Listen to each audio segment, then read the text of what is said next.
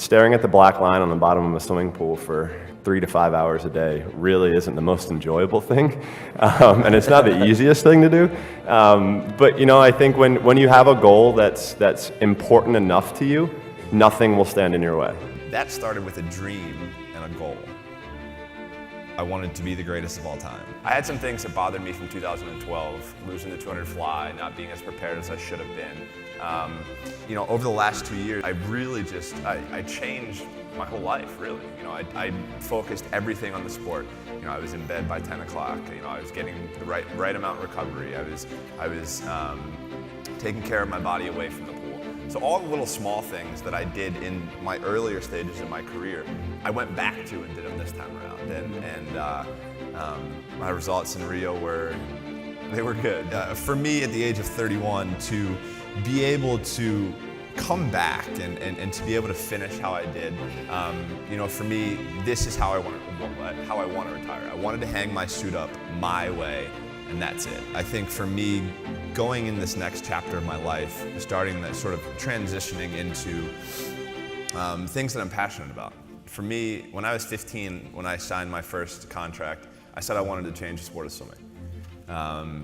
And over 16 years, swimming it's night and day different than it was in 2000. So, for me, that's one step that's happened. When I said I wanted to win 8 gold medals, basically half the people in the swimming world thought I was absolutely crazy and nobody could ever do something like that.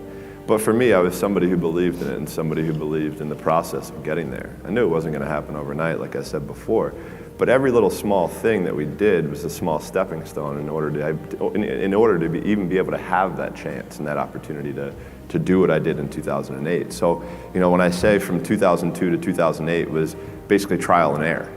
So for me, in 2002, that's really when I started amping up my event schedule, where I was swimming 4 to 5 individual events and having a couple relays at Pan Pacs, World Championships, major international competitions throughout that time frame. Because at that time, at the Olympic Games, that's where I think the real truth comes out, because I think there are a lot of people who are very talented who can make it there. I wanted to do something that nobody had ever done before. And that started with a dream and a goal. I wanted to be the greatest of all time. I went 5 straight years without missing a single day of workout, 365 days a year. Every single day I was in the water. And in the sport of swimming, when you miss 1 day, it takes you 2 days to get back. So I was already I was continuing to build on that throughout that time. And that was kind of just how I was. There are days you're not going to want to do it, sure. Everybody has those days. But it's what you do on those days that help you move forward. For me, I have had struggles outside of the pool. I've been in the public eye and not the best way, and it's not fun. For me, it led me to the darkest place I've ever been in my life, not wanting to be alive anymore.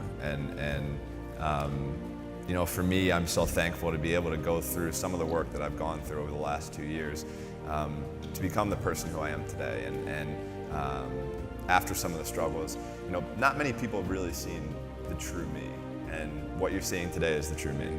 I'm living a dream, so I'm in the best place where I could possibly be right now, and I just love life. I swam for over 20 years, and I can guarantee you there was probably 100 days where I didn't want to do anything. Stay in my bed and not get out. But those were the days where you have to. You have to get up and do something, because I think that's really what separates the good from the great. The greats do things when they don't always want to do them.